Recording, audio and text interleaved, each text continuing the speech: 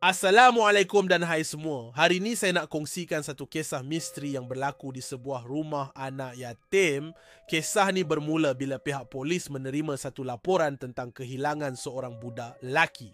Yang peliknya, sebelum dia hilang, polis dah sempat periksa beg dia atas sebab-sebab yang tak dapat dijelaskan. Bila polis siasat bilik dia, mereka terkejut tengok barang kemas yang tersusun rapi. Tapi apa yang buat mereka lebih hairan, ada satu dinding yang penuh dengan nama-nama orang yang hilang, lengkap dengan tarikh tepat bila mereka lenyap.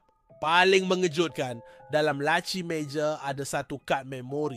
Bila tengok, rupanya ada video budak tu sendiri merakam sesuatu di tempat yang tak pernah dilihat. Dan dalam rakaman tu, nampak semua orang yang sebelum ni dilaporkan hilang.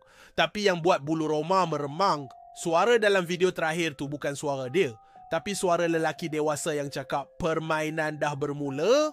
Kalau nak tahu kisah-kisah misteri yang lain, jangan lupa subscribe channel ni dan tekan loceng ya. Jumpa lagi.